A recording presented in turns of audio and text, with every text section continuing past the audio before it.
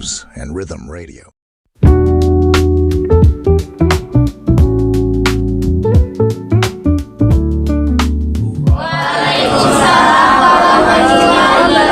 Disiarkan langsung dari Aula Fakultas Kesehatan Masyarakat UIN Sumatera Utara Medan, kami hadirkan acara Parlemen Goes to Campus. Selamat datang di acara Parlemen Goes to Campus pada hari ini Senin 4 Mei 2026. Program ini telah atas kerjasama Humas DPRD Provinsi Sumatera Utara, Fakultas Kesehatan Masyarakat UIN Sumatera Utara Medan, News Rhythm Radio Online dan Radio 99 MOS FM. Dan hadirin sekalian yang berbahagia, kali ini kita akan mendengarkan, sudah hadir bersama kita dua orang narasumber yang akan berbicara tentang parlemen, bagaimana peran kita sebagai mahasiswa berpartisipasi aktif untuk mengawal bagaimana kebijakan-kebijakan yang dibuat oleh anggota Dewan Provinsi Sumatera Utara Medan. Banyak dari kita yang kita itu merasa jauh dari politik. Kita menganggap bahwasanya politik hanya urusan orang-orang berdasi, berjas yang duduk di anggota Dewan yang hanya sibuk berdebat. Kita seringkali tidak suka dengan politik dan kita sebagai mahasiswa hanya fokus kuliah saja. Tapi kenyataannya politik tidak pernah membiarkan kita sendirian. Nah, setiap keputusan yang diambil di kursi-kursi kekuasaan termasuk di DPRD Provinsi Sumatera Utara adalah penentu bagi mahasiswa, baik pada masa sekarang maupun masa akan datang. Apakah mengenai UKT yang tinggi, yang tetap terjangkau, apakah nanti setelah mahasiswa lulus dari kampus akan terserap di dunia kerja. Itu semua tidak terlepas dari kebijakan-kebijakan parlemen yang diambil oleh para anggota dewan yang terhormat. Nah, hari ini Parlemen Goes to Campus, kita bukan hanya bicara tentang siapa yang menang dan siapa yang kalah di pemilu. Kita akan berbicara tentang tanggung jawab intelektual sebagai mahasiswa. Kita ingin menyadari bahwa setiap kali kita bersikap tidak peduli, sebenarnya kita sedang memberikan izin kepada orang lain untuk menentukan masa depan dan biaya hidup yang kita tanpa sadari akan lebih tinggi karena kita tidak mau bersuara dan tidak peduli dengan politik. Dengan tema politik sebagai instrumen perubahan tanggung jawab intelektual mahasiswa, pagi ini kita akan mencari tahu seberapa besar kendali kita sebagai mahasiswa, sebagai masyarakat untuk bisa hidup. Kita memiliki atas hidup kita sendiri melalui instrumen, melalui indikator politik. Nah, hadirin sekalian dan para pendengar News Rhythm dimanapun Anda berada, sudah hadir bersama kita di Aula Fakultas Kesehatan Masyarakat UIN Sumatera Utara. Kita sapa narasumber yang sudah tidak asing lagi, narasumber sebagai praktisi yang berpengalaman dan kompeten di bidangnya, dan juga narasumber sebagai akademisi yang juga sebagai praktisi di luar sana. Kita sapa yang pertama, ini ada anggota DPRD Provinsi Sumatera Utara dari fraksi Partai Kesejahteraan, Partai Keadilan Sejahtera, Bapak Dr. Haji Ahmad Darwis SAGMA. Assalamualaikum, Pak Darwis. Waalaikumsalam. Tepuk tangan untuk narasumber kita dari fraksi PKS. Dan yang kedua, ini seorang akademisi dan juga seorang praktisi yang sebelumnya juga terlibat di KPU Provinsi Sumatera Utara. Kita sapa yang pertama Bapak Dr. Haji Irwan SHMA, Wakil Dekan 3 FKM Unju. Selamat pagi Pak Iwan. Pagi. Assalamualaikum warahmatullahi wabarakatuh. FKM bersyukur. Hidup mahasiswa. Baik, kita akan berbincang-bincang dengan dua narasumber yang sudah hadir bersama kita ini mengenai bagaimana politik itu sebagai instrumen perubahan. Ini merupakan tanggung jawab intelektual kita sebagai mahasiswa, agen perubahan, agen option yang akan memberikan perubahan bagi masyarakat. Selama ini kita tidak peduli ya siapapun pemimpinnya, siapapun anggota dewannya, yang penting kita bekerja. Ternyata tidak. Ternyata bagaimana kebijakan-kebijakan yang dilahirkan oleh anggota dewan itu bisa mempengaruhi kelangsungan hidup kita, mengenai biaya hidup dan sebagainya. Dan tentunya nanti Anda juga dapat berpartisipasi untuk bertanya langsung kepada narasumber yang hadir bersama kita di hari ini. Kita akan bertanya kepada Bapak Dr. Haji Ahmad Darwis SAG. Yang pertama nih Pak, yang pertama sekali ingin saya tanyakan adalah banyak mahasiswa yang merasa hidup mereka itu baik-baik saja Pak. Mereka tidak peduli dengan siapapun yang duduk di anggota dewan, apapun yang keputusan yang diambil anggota dewan. Dan bisa jelaskan nih Pak, satu saja keputusan di gedung DPRD Sumatera Utara, keputusan di gedung DPRD Sumatera Utara yang jika mahasiswa tidak mengawal, mahasiswa tidak peduli, akan langsung membebani dompet mereka, keberlangsungan hidup mereka. Apa ini Pak keputusan yang harus dikawal oleh mahasiswa? Silakan Bang Darwis. Baik. Terima kasih. Assalamualaikum warahmatullahi wabarakatuh. Waalaikumsalam warahmatullahi wabarakatuh. Alhamdulillah hari ini kita dapat berhadir dalam agenda Parlemen Goes to Campus. Yang saya hormati terlebih dahulu yang mewakili dari FKM Winsu bagian kemahasiswaan, ya, Bapak Dr. Irwan Syah. Siap, Pak Darwis. Kemudian moderator kita, kemudian kru dari Radio News and Rhythm, dan adik-adik kami para mahasiswa FKM Winsu yang dirahmati dan dimuliakan Allah Subhanahu wa taala. Terkait dengan pertanyaan yang disampaikan kepada saya, kebijakan yang memberikan manfaat kepada mahasiswa di DPRD, khususnya terkait dengan dompet dan isi kantong. Iya, betul. Nah, jadi kering. ya, kalau kita sebenarnya, kalau saya melihat judul politik sebagai instrumen, ini agak sempit juga sebenarnya. Karena kan instrumen itu alat. Sedangkan politik ini tidak hanya alat kekuasaan, tapi politik adalah merupakan upaya, cara, proses, bagaimana kita bisa menentukan hasil yang ingin kita capai. Nah, jadi artinya bagi adik-adik mahasiswa, bisa menyuarakan kepentingan adik-adik di universitas yang adik kuliah di dalamnya. Nah, terkait kebijakan beasiswa mahasiswa, karena dari APBD itu ada alokasi anggaran yang diberikan untuk mahasiswa. Nah, tentu ada beberapa persyaratannya. Pertama, mahasiswa yang berprestasi, kemudian mahasiswa yang tidak mampu. Nah, ini bisa mendapatkan beasiswa. Dari mana? Dari APBD. Nanti dianggarkan. Nah, dan kemudian di samping itu juga terkait dengan UKT. UKT ini kan memang kebijakan dari perguruan tinggi, universitas. Kita anggota DPRD tidak bisa merubah atau kebijakan yang sudah diambil dari universitas itu. Nah, kita ikut mencampurinya.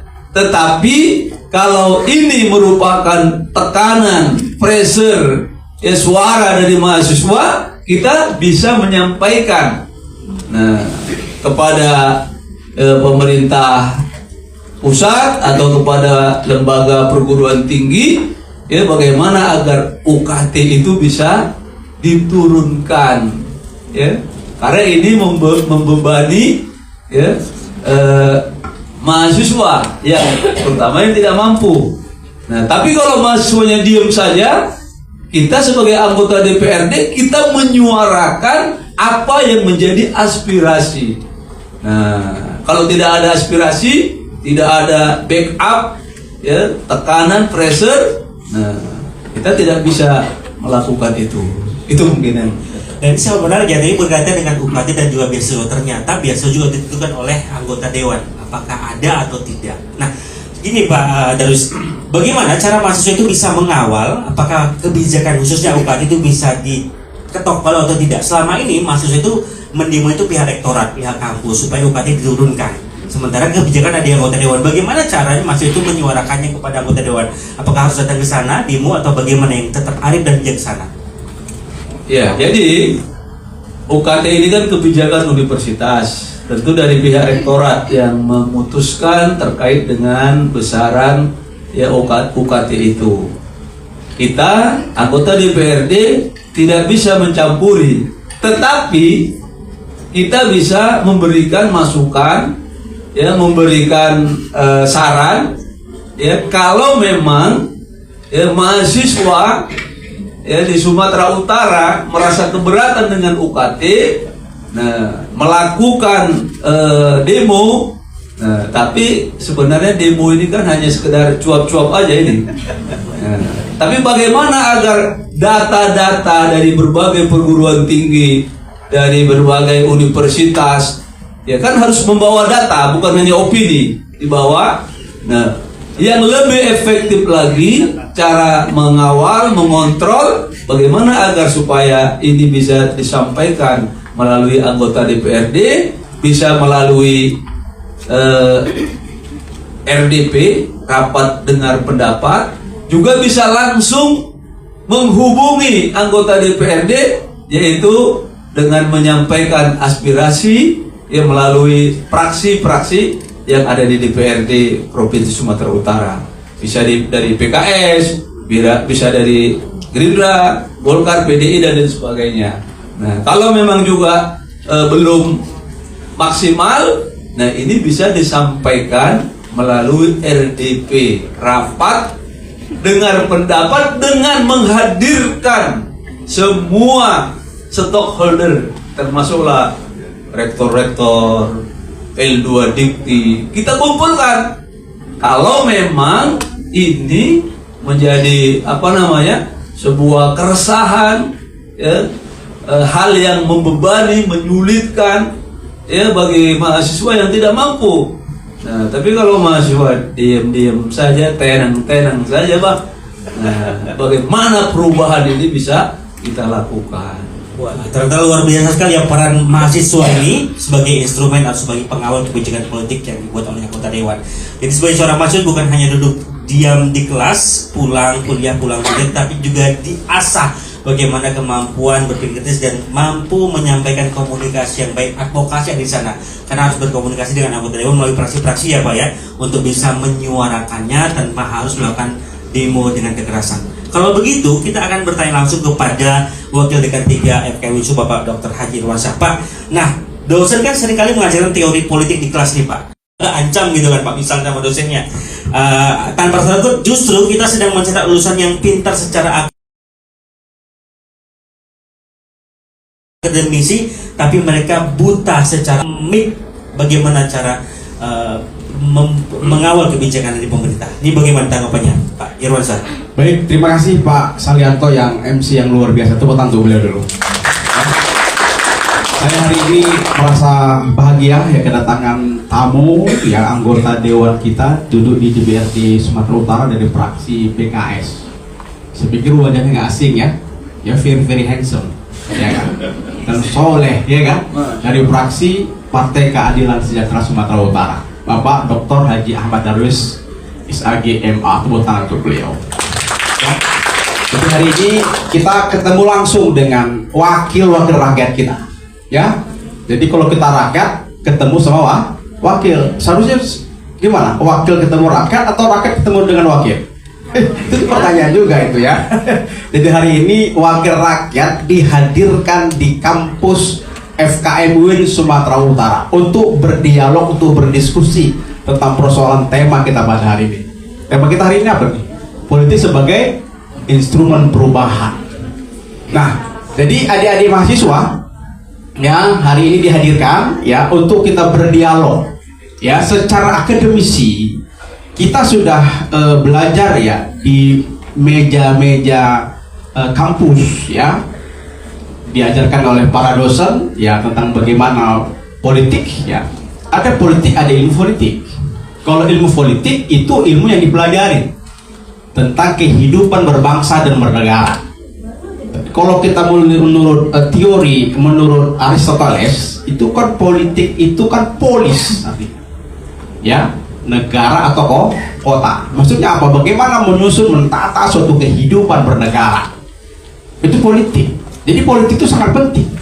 Ya, bagaimana kita mentata kehidupan, baik kehidupan kampus, baik kehidupan di luar kampus, maupun kehidupan berbangsa dan bernegara.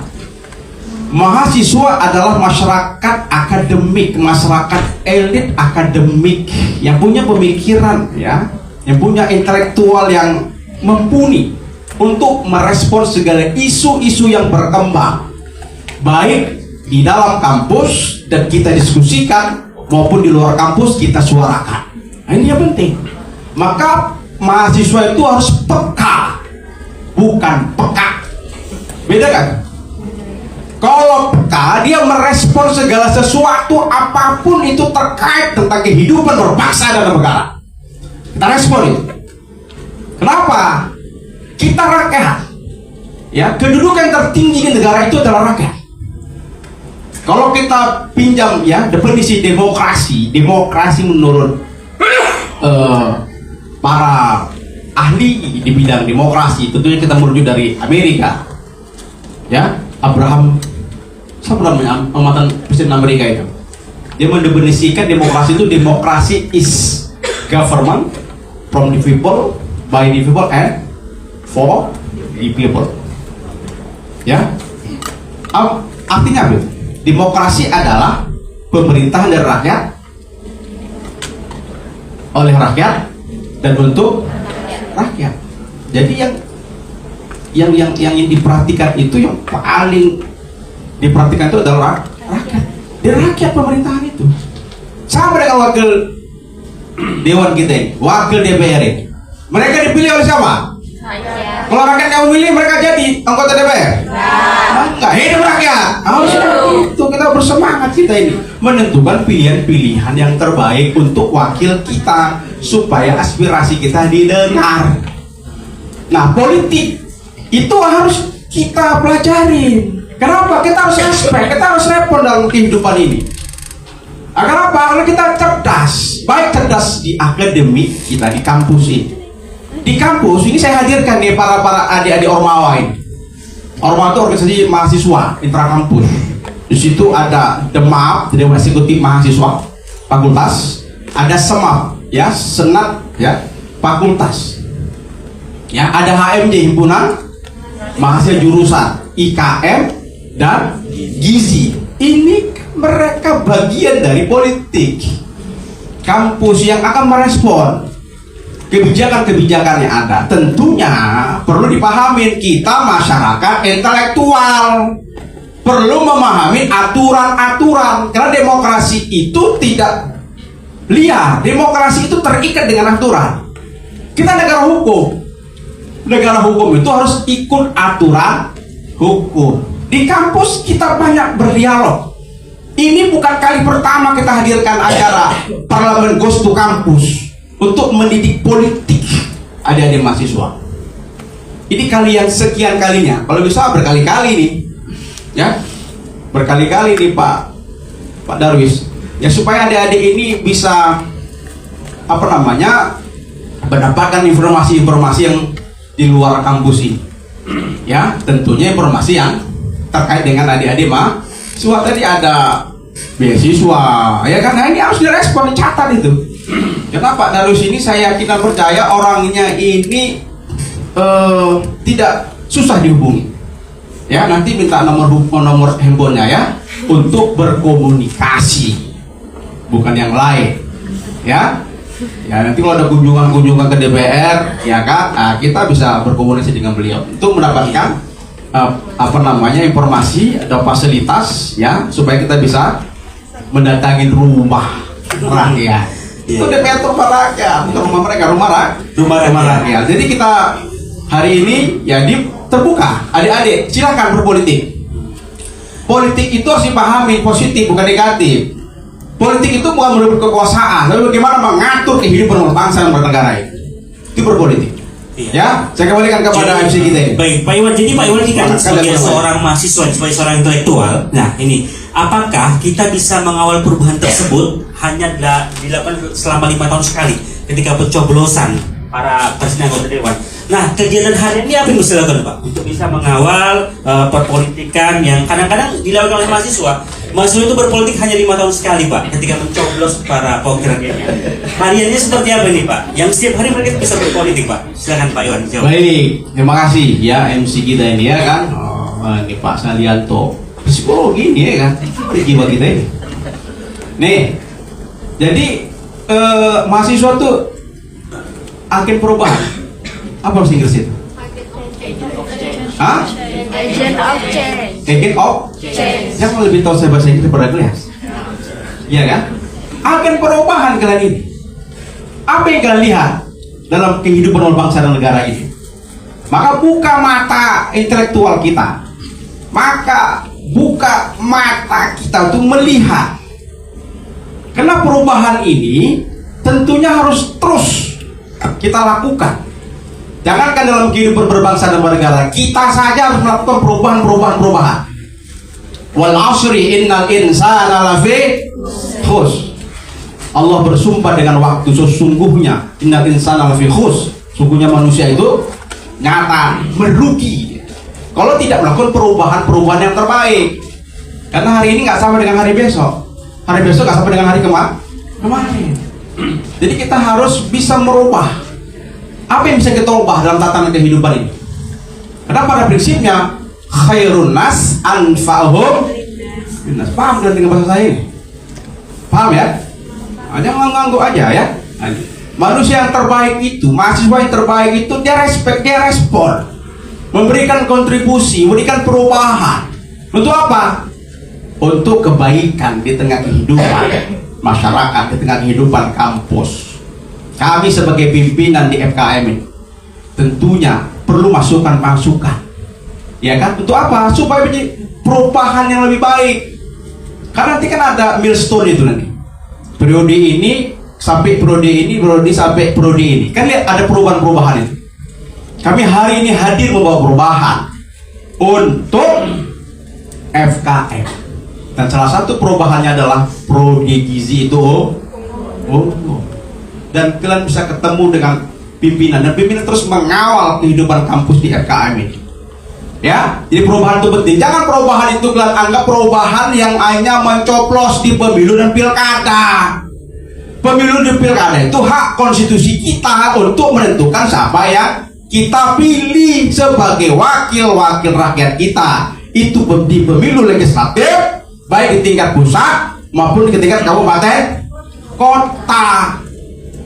Kita tentukan, bukan di situ sebenarnya titik perubahan yang sesungguhnya.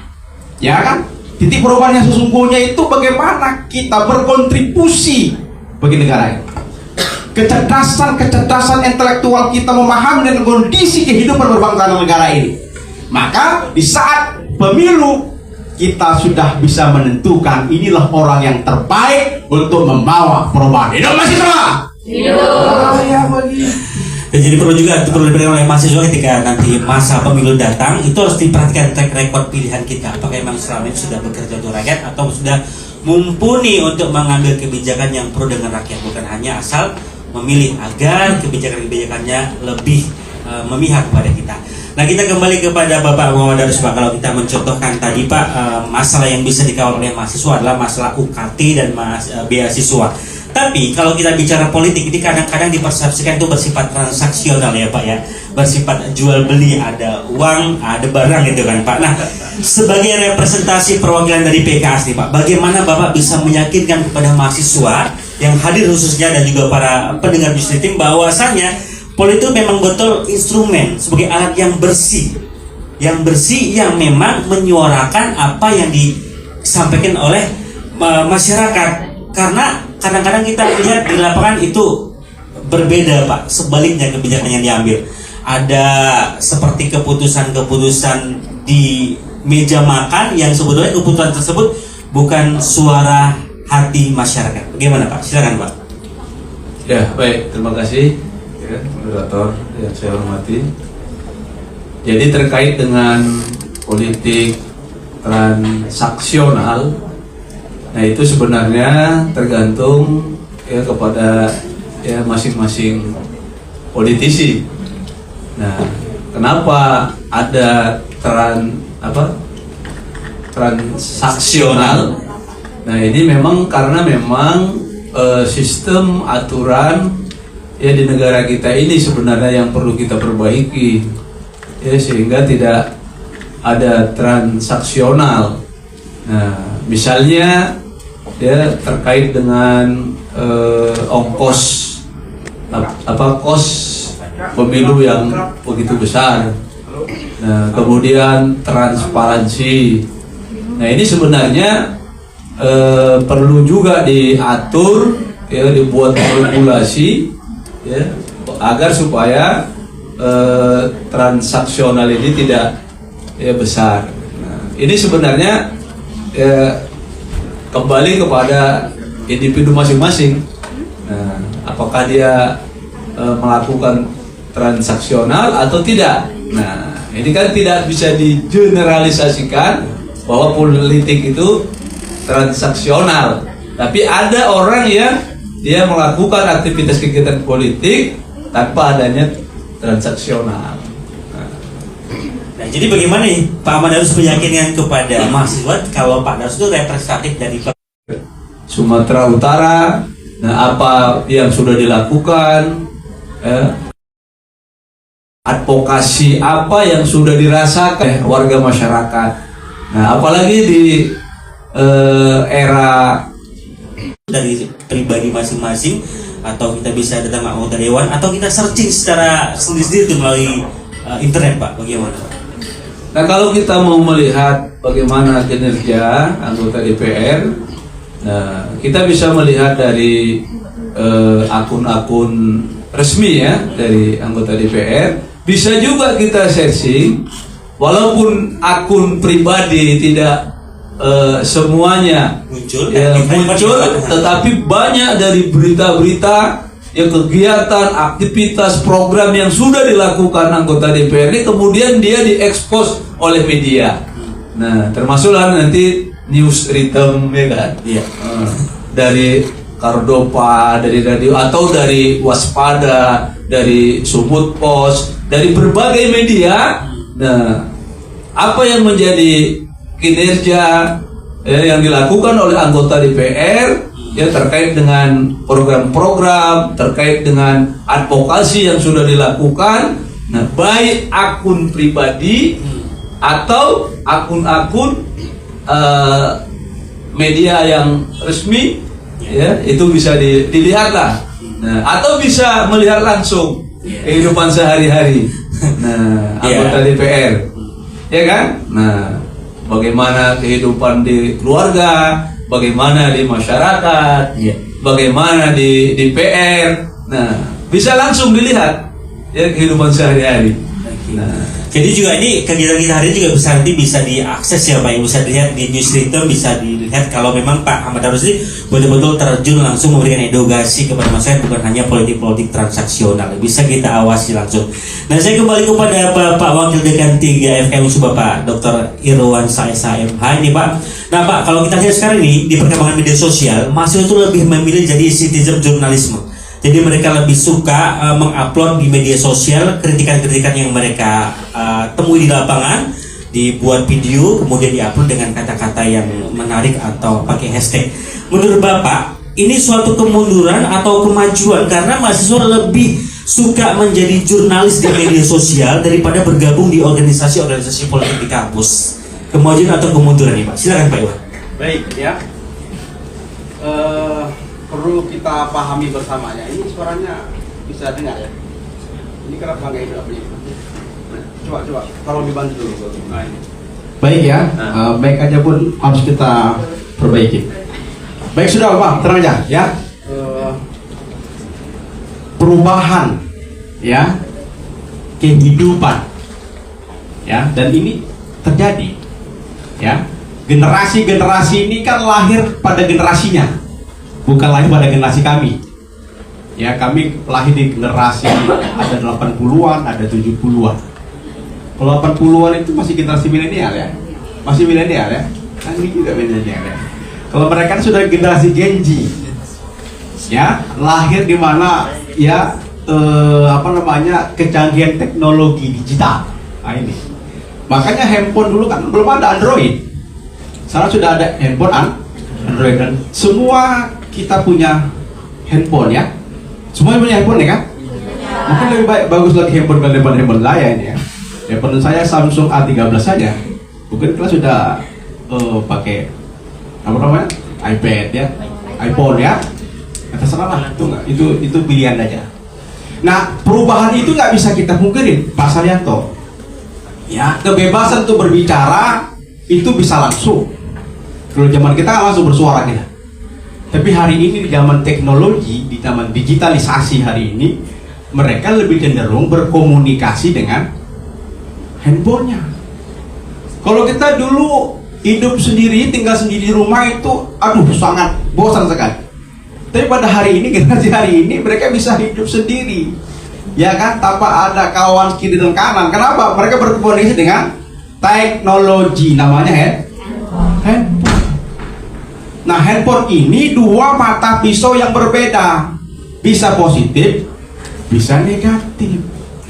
Jadi seorang intelektual harus bisa menggunakan ya manfaat dari handphone teknologi ini sebagai pisau yang positif. Ya silakan, itu bukan kemunduran, itu kemajuan. Kita bersuara ya tidak bisa langsung, kita bersuara dengan jari-jari kita ini.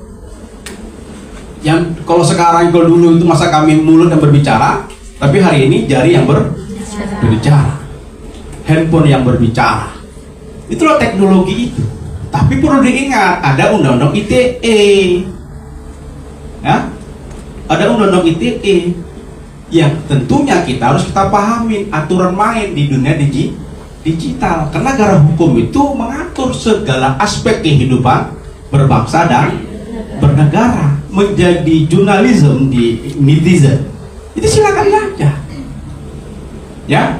Apapun yang kau lakukan, apa yang kau perbuat, setelah itu kau expose, itu punya tanggung jawab hukum, ya, nggak bisa ditarik lagi. Sudah menjadi konsumsi publik netizen, ya. Jadi itu silakan. Dan tentunya kita sebagai masyarakat intelektual menggunakan itu dengan baik, merespon dengan baik. Ya, kalau hari ini kita merespon dengan cara manual lama kali, ya kan, direspon, tapi secara digital itu viral itu, 4 kali itu, ya Allah ya Karim, apapun viral cepat diproses. Wah, itulah kecanggihan teknologi. Jadi kita kalau bertemu langsung dengan DPR, kita sampaikan aspirasi, ya kita laksanakan, kita pikirkan, nah ini gitu tuh, kita prioritaskan, kita catat.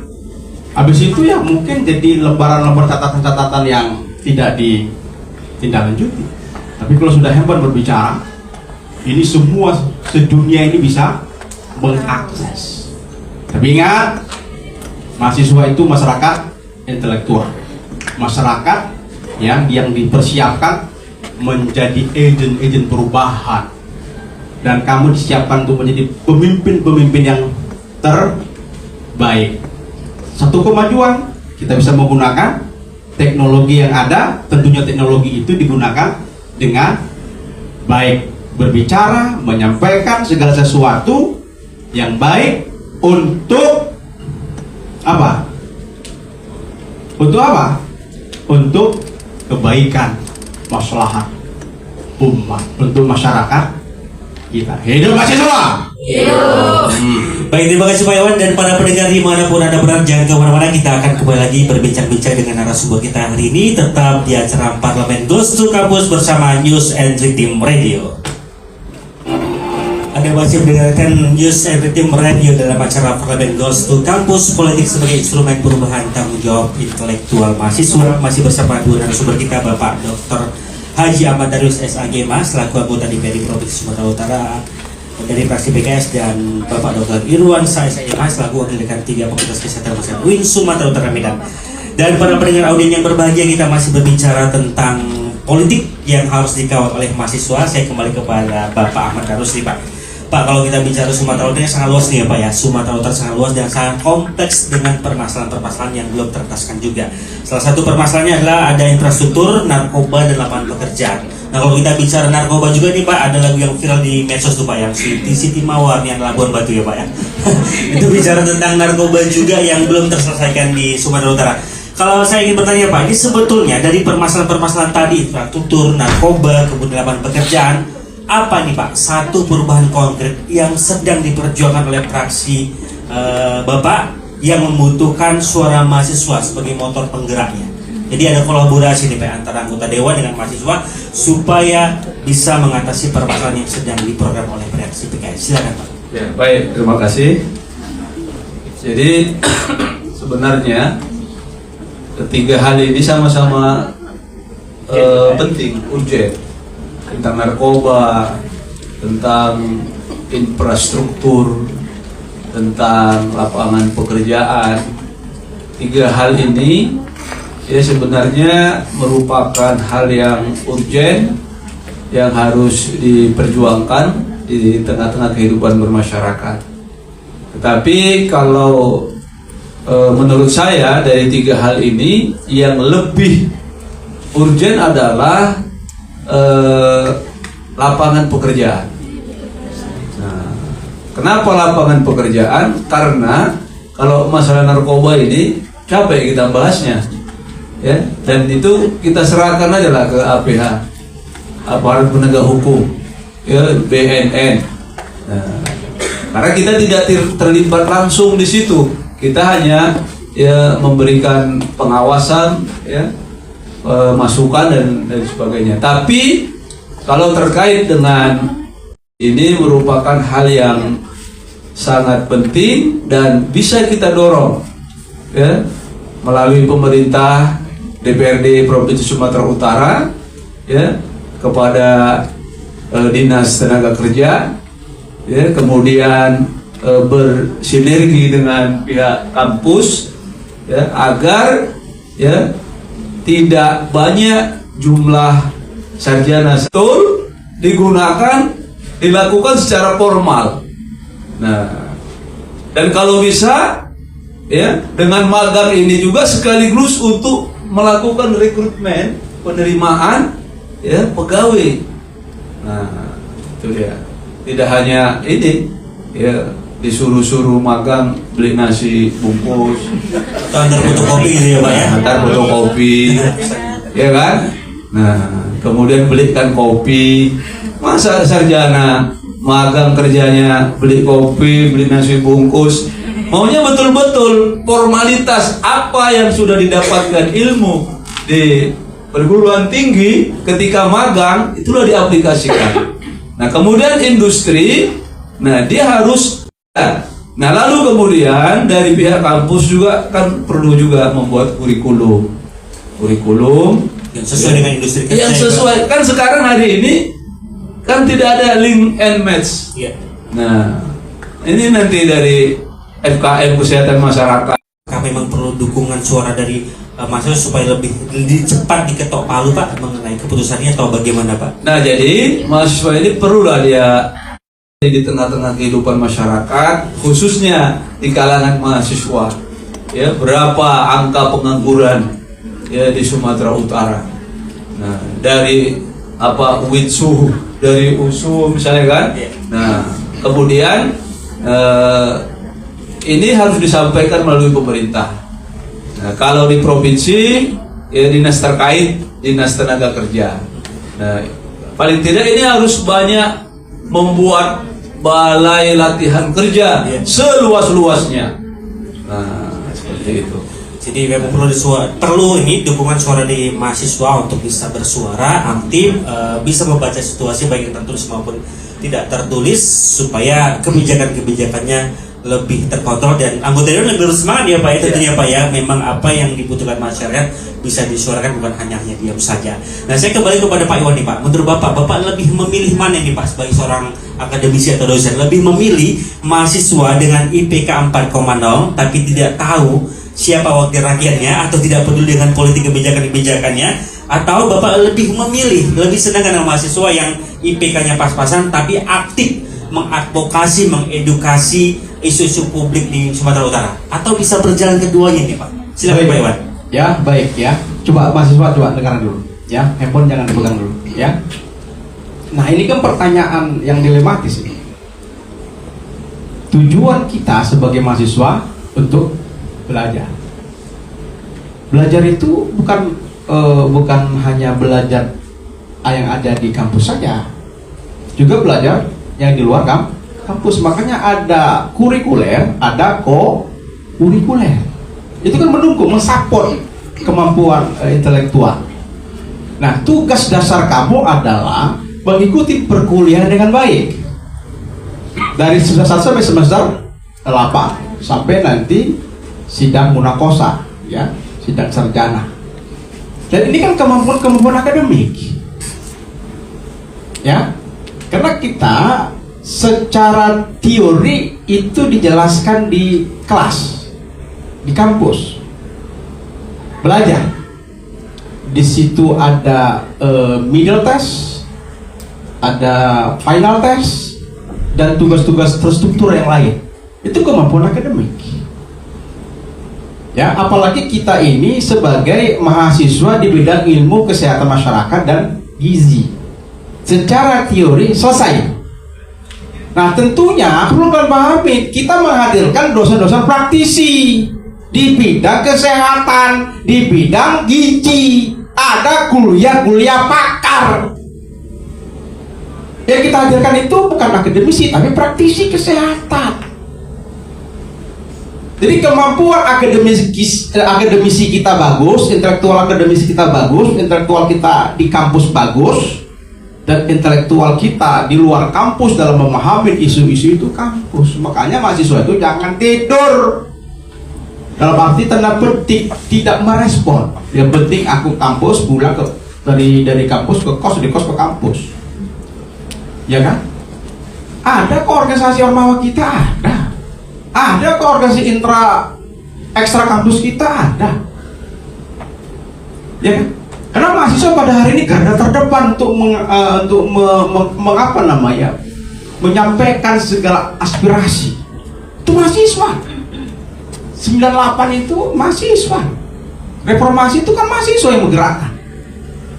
Kenapa? Kepedulian terhadap bangsa dan negara untuk jadi perubahan. Itu reformasi.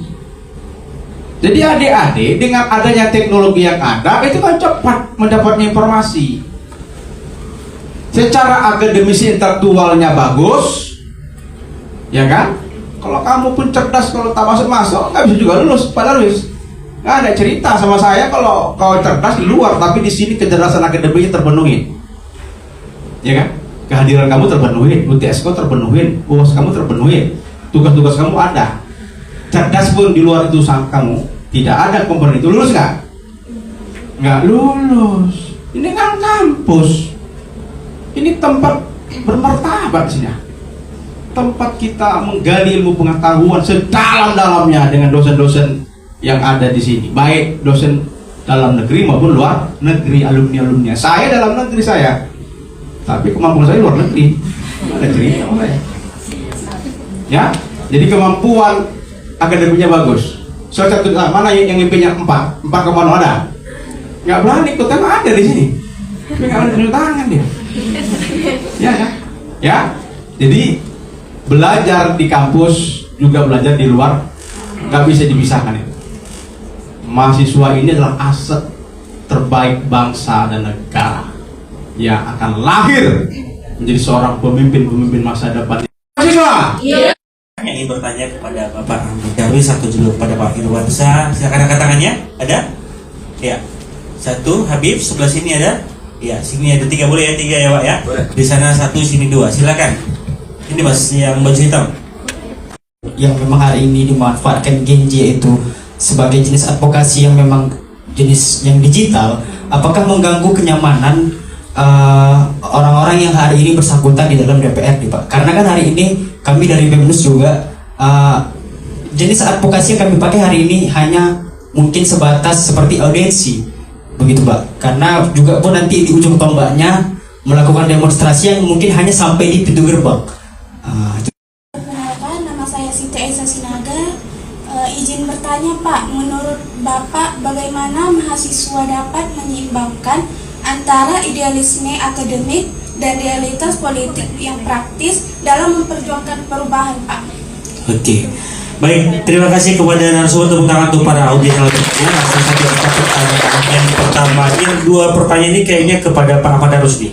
Yang pertama Pak dari Ahmad Habib, apakah postingan-postingan yang tadi sebutkan untuk mengedukasi, mengawal kebijakan, apakah itu membuat para anggota dewan itu merasa resah ya? Silakan Pak. Ya, baik, terima kasih dari Muhammad Hafiz ya. Muhammad Habib. Ya, terkait dengan postingan yang ada di medsos, apakah itu mengganggu anggota DPRD atau tidak? Ya tergantung ya, postingannya itu seperti apa. Kalau postingannya ya sifatnya menghujat, mencaci maki, ya mungkin itu tidak hanya DPR saja yang terganggu, ya tapi semua akan terganggu kalau mahasiswa dia memposting, melakukan advokasi tapi dengan menggunakan bahasa yang ya tidak santun, ya kasar dan lain sebagainya. Nah tetapi sebenarnya kalaupun medsos digunakan sebagai sarana untuk melakukan advokasi, ya melakukan tekanan kepada anggota DPRD, ya boleh saja selama apa yang disampaikan itu ya tidak mengganggu atau tidak menyalahi aturan. Nah silakan saja. Tetapi ya, yang namanya aspirasi, ya. Nah, kalau dia disampaikan melalui medsos, itu kan hanya sebatas dibaca. Nah, udah dibaca, udah tahu, nah, ya diabaikan. Nah, tapi kalau apa yang kita sampaikan langsung, nah, tuntutan mahasiswa disampaikan ya melalui anggota DPRD. Nah, tidak hanya dalam bentuk opini, tapi ada data-data, fakta. Nah, itu disampaikan. Nah, apalagi tertulis. Nah, setelah disampaikan, kemudian diminta ya bagaimana tanggapan, respon anggota DPRD. Nah, artinya tidak hanya iya, tapi harus minta follow up-nya. Nah, ini jadi bagaimana Pak? Nah, apa yang langsung dia ini, ya jangan selesai disampaikan sudah, tapi kita harus proaktif. Nah, jadi kelanjutannya seperti apa Pak? Kalaupun memang butuh jawaban, dia harus tertulis. Nah, kemudian, nah ini bisa kemudian diajukan, bisa audiensi di kantor DPRD melalui anggota DPR. Nah, bisa kemudian disalurkan melalui RDP, rapat dengar pendapat. Nah, ini kalau sudah RDP ini takut orang. Nah, semualah yang terkait itu kan kita panggil, kita libatkan semua. Nah, kemudian ya kita sampaikan. Nah, inilah yang dilakukan oleh anggota DPRD ya Provinsi Sumatera Utara. Kita sebagai anggota DPRD, kita tidak bisa menyampaikan apa yang menjadi keresahan mahasiswa kalau tidak dilakukan secara kolektif, kalau tidak dilakukan secara tepat gitu. Nah, kalau itu insya Allah kita akan terus lakukan. Dan alhamdulillah ya kemarin ada guru PAI yang sudah PNS, tidak keluar gaji ke-13, tidak keluar tunjangan sertifikasi, kemudian tidak dapat THR. Sementara guru-guru yang tidak mata kuliah pendidikan agama, sama-sama PNS ya orang ini, itu mereka cair. Nah, mereka menjumpai saya ya di fraksi PKS. Ya, kemudian saya arahkan, nah ini harus kita RDP-kan. Kemudian kita RDP-kan. Kita panggil dari Kemenak, kita panggil dari Dinas Pendidikan ya yang terkait dengan tenaga kerja. Nah, kita panggil dari guru-guru. Nah, alhamdulillah, nah sekarang sudah cair mereka, makanya bisa senyum-senyum. Nah, saya ya merasa ya senang juga ya kalau kita bisa membantu orang.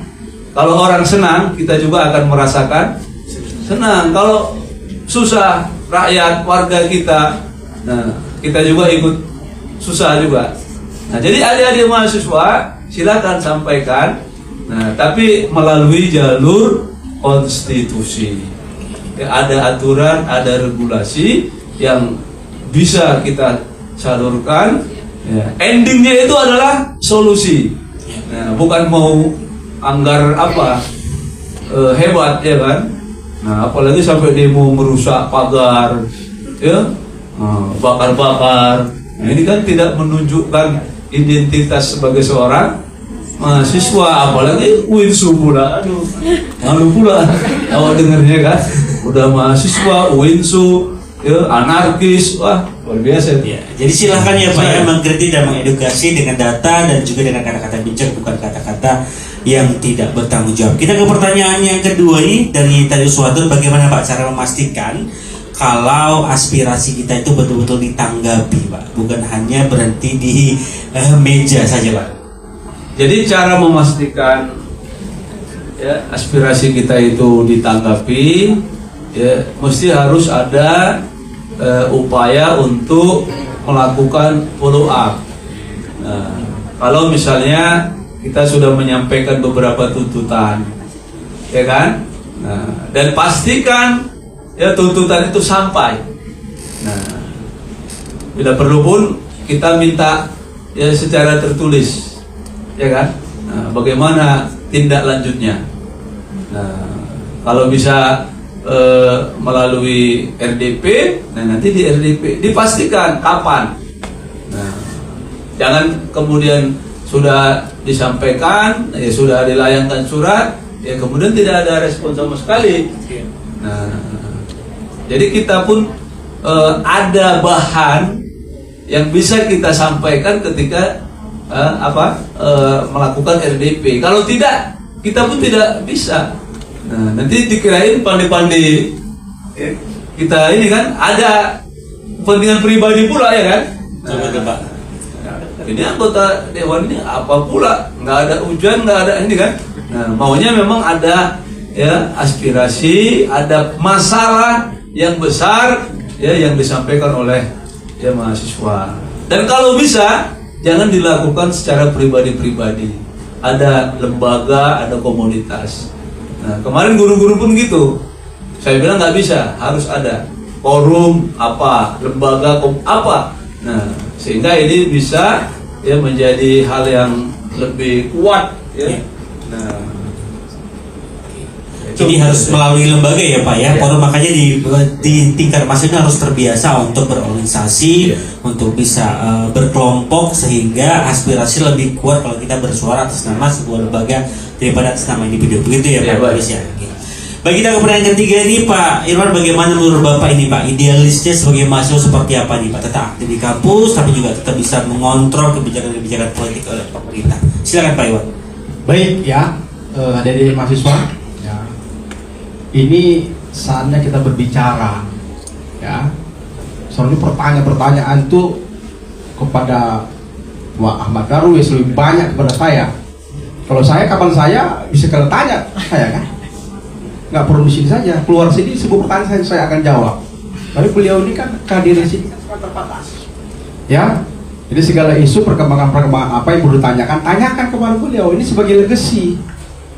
Ya, kita ketemu dengan beliau, ya segala persoalan-persoalan hari ini belum terjawab, ditanya ke beliau, dan nanti kita akan kawal bagaimana persoalan-persoalan ini dapat diselesaikan dengan baik. Oke ya. Nah, tugas kita di kampus ya belajar. Ya, di kampus ini ada aturan kampus, ada KR rektor, ada keputusan rektor, ada undang-undang etika akademik, ada undang-undang ormawa, dan banyak lagi SOP-SOP yang ada. Nah, sebagai mahasiswa ini harus punya idealis akademik. Karena kalau dalam kita belajar 2 tambah 2 sama dengan berapa? 2 tambah 2 sama dengan berapa? 4. 3 kali 2 sama dengan? 4 kali 6 sama dengan? Hah? Itu di kampus. Kalau di luar kampus 4 kali 6 bisa 20.000. Kalau kita nyuci foto bisa nggak? 3 kali 4 bisa 12.000, 3 lembar. Di kampus tidak seperti itu. Ini ada teorinya, ada referensinya. Buat makalah nggak ada referensinya, nggak pakai. Berdasarkan ini ada rasa rujukannya. Aku sekarang lagi ini ada apa namanya alat bantu ya, AI boleh. tapi harus merujuk bukunya. Jangan IE aja, saya nggak masuk saya itu kalau IE. Mana referensinya? Mana footnote-nya? Mana body note-nya? Mana end note-nya? Tergantung lah mau pakai apa. Ya kan? Mana bukunya? Halaman berapa ini? Nggak bisa. Di kampus kita bicara tentang teori, ya. Di kampus kita belajar, ya, dengan berdasarkan referensi yang ada, baik jurnal maupun buku. Harus dialis kita. Ya bisa tawar-tawar. Kalau benar ya benar, salah ya salah. Kan gitu. Nah, kita harus mempertahankan idealis akademis kita sebagai seorang mahasiswa. Mahasiswa kan? Mahasiswa tuh levelnya atas juga, sudah maha, panggilannya maha, Bang. Padahal maha itu tidak seperti Jawa. Di atas, berarti kamu itu levelnya di atas sebagai maha. Kami aja dosen, bukan maha dosen kan panggil. Mahasiswa hidup, mau bilang ah. Nah, jadi satu sisi tamatkan, selesaikan dulu kemampuan akademikmu. Ini sebagai dasar kemampuan intelektual kita. Di luar itu baru kita kembangkan dengan nilai-nilai akademis itu. Kita bisa berbicara A, B, C, dan D di luar sana. Kenapa? Karena dasar akademik kita kuat. Melanggar undang-undang pasal sekian, undang-undang sekian. Ya kan? Dari mana kita tahu itu? Tahu aja. Kalau kita makan ini secara nutrisi ini nggak benar. Banyak mengandung lemak. Dari mana kita tahunya? Saya tanya, lemak terbagi berapa? Ada lemak, ini ada lemak, ini ada 2 atau 3 lemak itu? Lemak manis lama-lama. Lemak manis alambut. Oke, Pak Iwan ini mengenai waktu nih Pak, langsung saja Pak kita ke pertanyaan dari para pendengar ya Pak melalui ini Pak ada. Assalamualaikum warahmatullahi wabarakatuh. Ini dari Arif Marwan di Setiabudi. Banyak mahasiswa saat ini sebenarnya paham betul konsep politik, tapi mereka khawatir dengan apa yang mereka lihat saat ini. Ketika ingin bersuara, mereka takut dikriminalisasi, bukan saja pribadinya tapi juga keluarganya. Bagaimana Bapak menyikapi fenomena yang terjadi saat ini? Silakan Pak Iwan. Takut bersuara Pak, tapi takut dikriminalisasi atau ditandai Pak. Nah itulah pentingnya kematangan akademik. Kalau akademisi kita matang, intelektual kita matang, kita nggak takut apa yang kita takutkan. Kenapa? Karena kita berjalan dengan yang benar. Kalau kita takut berarti kemampuan akademik kita belum mumpuni. Karena nggak kita lakukan analisis dulu. Sebelum kita mengekspos segala sesuatu, kita harus punya analisis dulu. Kalau ini ditayangkan, efek dampaknya apa? Melanggar undang-undang yang ada. Oh gitulah orang akademisi, orang akademik seperti itu. Jangan kau bercakap asal bercakap. Ya kan? Harus ada analisis akademik dulu. Kalau kita sudah benar, apa yang kita takutkan? Gak perlu ada yang takutkan. Negara kan negara hukum. Negara wajib melindungi rakyatnya dimanapun berada. Kenapa? Hukum berada di situ. Hukum itu tujuan untuk memberikan keadilan bagi rakyat. Ya kan? Kalau dalam kita melihat, kalau kita baca pembukaan undang-undang dasar kita itu, ya, di situ dituliskan sih, melindungi segenap seluruh tumpah darah Indonesia. Itu tanggung jawab negara. Memajukan kesejahteraan umum, itu tugas negara. Mencerdaskan kehidupan bangsa, tugas negara. Jadi kita nggak perlu takut. Kulihat kolam mula. Katakan yang benar itu walaupun pahit. Ada cerita. Benar, salah. Tapi dasarnya itu harus kuat. Akademik, kemampuan intelektual akademik kita, supaya kita tidak salah untuk berbicara, merespon, mengupload, membuat flyer. Kalau itu sudah benar, gak ada yang takutin. Oke? Yang ditakutin siapa? Allah Subhanahu wa Ta'ala. Kalau kita tidak melakukan perbuatan yang diperintahkannya. Hidup mahasiswa! Hidup mahasiswa. Oke, luar biasa sekali. Dan kita ke penanya kedua melalui WA. Assalamualaikum warahmatullahi wabarakatuh Pak Darwis. Saya melihat dengan mata telanjang dan terbuka bahwa kita memiliki pemerintah yang saat ini gagap dengan kritik, dan tindakan mereka kadang bertolak belakang dengan aturan yang mereka buat sendiri.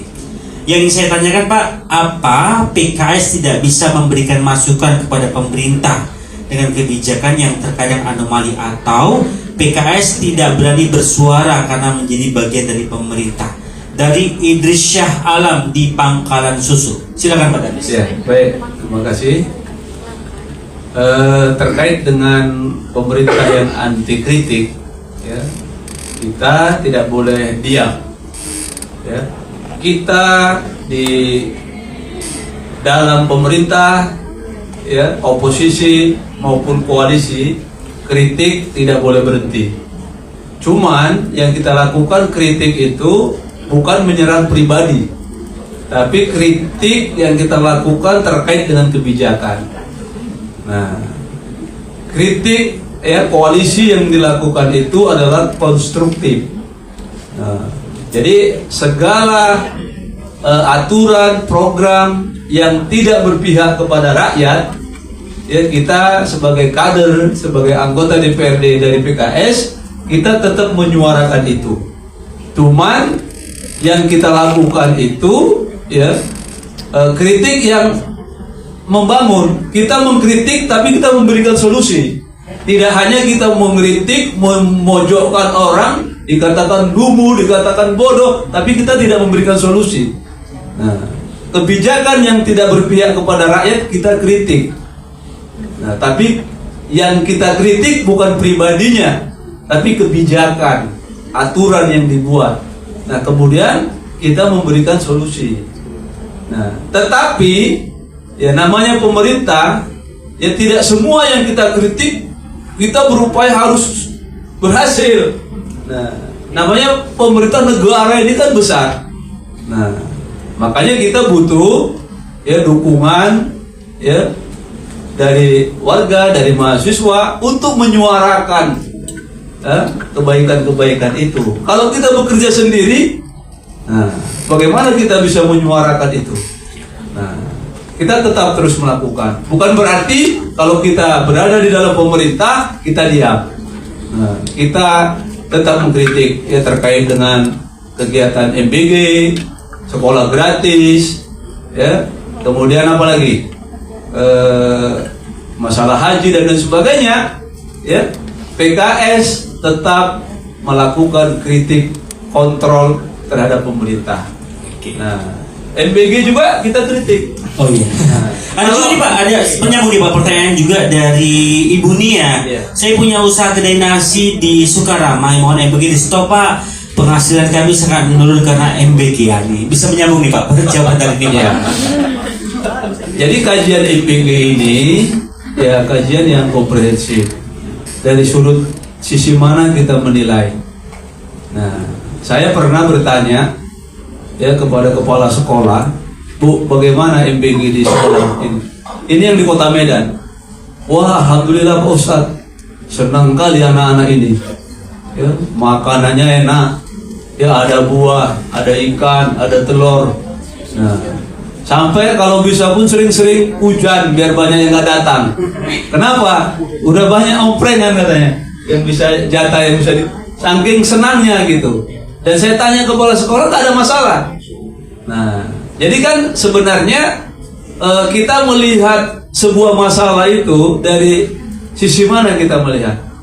Nah, kalau MBG, kalau kita lihat yang diberikan tidak bergizi atau nilainya itu mungkin kita tetap kritisi, ya, yang tidak sehat, yang berulat, ya, yang kemudian keracunan, ya kan? Nah, tetap kita anggota DPR dan kita semua warga masyarakat harus mengawasi itu. Nah, kalau MBG-nya sebenarnya tujuannya bagus, menyerap lapangan pekerjaan. Dari dapur MBG itu berapa orang yang bisa diserap, ya, pekerjaan itu. Nah, mungkin ada juga yang ini kan, yang minta kalau bisa dananya itu kasihkan aja lah ke orang tuanya. Nah, takutnya bukan kasihkan ke anaknya bayar SPP. Nah, ibu-ibunya beli skincare, ya kan? Nah, sekarang orang tahan lapar, yang penting ada skincare. Nah, Atau dipakai data nih Pak, belikan pakai data internet Pak daripada internet. Nah, yang bapaknya dipakai apa? Ojol. Apa? judul. Judi online. Nah, nggak tepat sasaran juga. Nah, jadi kalaupun ada rumah makan yang mengalami ini, itu rumah makan. Tetapi yang diterima sebagai pegawai pekerja, itu satu dapur itu bisa sampai Berapa orang pekerjanya Pak ya? Nah, satu mungkin yang pedagang yang mengalami penurunan, tapi yang lain ya mendapatkan lapangan kerja. Kemudian warga masyarakat yang lansia, yang anak-anak sekolah. Nah, kembali kepada ini sebenarnya belum lagi menghidupkan ekonomi. Nah, lahirlah nanti peternak, petani, ya kan? Ya. Nah, ini sebenarnya yang perlu diperbaiki. Jangan ke konglomerat lagi belanjanya. Nah, Kepada pengusaha-pengusaha kecil. udah pengusaha punya modal buka MBG, belanjanya ke konglomerat lagi, ke petani, ya ke pedagang. Nah, inilah yang akan menghidupkan perekonomian kita. Nah, itu sebenarnya. Oke. Baik, terima kasih Pak Darus. Tidak terasa kita sudah di penghujung waktu ini, walaupun masih banyak yang harus kita diskusi lagi. Tapi karena waktu juga, jadi kita meminta kepada Pak Darus untuk memberikan kesimpulan singkat saja kepada Pak Iwan juga. Silakan Pak, kesimpulan dari diskusi kita pada hari ini. Ya. Jadi kesimpulannya bahwa politik adalah merupakan hal yang penting. Politik itu tidak hanya ikut dalam pesta pemilu dengan mencoblos di TPS, tapi politik itu adalah sebagai sarana upaya bagi kita untuk terus menyuarakan ya hak-hak ya warga masyarakat, hak-hak mahasiswa ya agar kita mendapatkan perubahan ya yang lebih baik lagi. Baik, kepada Pak Irwansyah singkat saja Pak, kesimpulan kita pada diskusi kita hari ini. Baik, adik-adik mahasiswa FKM Sumatera Utara dimanapun berada, dan seluruh para pendengar News and Rhythm dimanapun berada. Nah, terkhusus untuk mahasiswa, jadilah mahasiswa yang peka, bukan peka. Peka dalam artian memahami situasi dan kondisi kehidupan kampus maupun kehidupan di luar kampus. Study hard, belajar yang semangat. Dan tentunya kita berharap, bagaimana hadis Rasulullah SAW mengatakan, khairun nas anfa'uhum linnas. Manusia yang terbaik itu, kita sebagai mahasiswa yang terbaik itu harus bisa memberikan dampak terbaik bagi kehidupan di kampus, membawa perubahan-perubahan dari segala aspirasi, masukan-masukan, dan juga berdampak baik di kehidupan di luar kampus. Jaga nama baik kampus, jadi yang terbaik. Hidup mahasiswa. Hidup. Baik, terima kasih Bapak Dr. Ahmad Darwis SHGMM selaku anggota Dewan dari fraksi PKS DPRD Sumatera Utara, kemudian Bapak Dr. Irwansyah selaku Dekan FKM Sumatera Utara Medan, dan juga sebagai akademisi. Dan terima kasih untuk audiens, terima kasih juga pendengar dimanapun Anda berada yang telah mendengarkan acara Parlemen Goes to Campus yang di-share langsung dari Aula Fakultas Kesehatan Masyarakat Universitas Islam Negeri Sumatera Utara Medan. Saya Salianto yang bertugas bersama kru yang bertugas mengucapkan terima kasih. Kita bertemu lagi di lain kesempatan dengan billahi taufiq wal hidayah. Wassalamualaikum warahmatullahi wabarakatuh.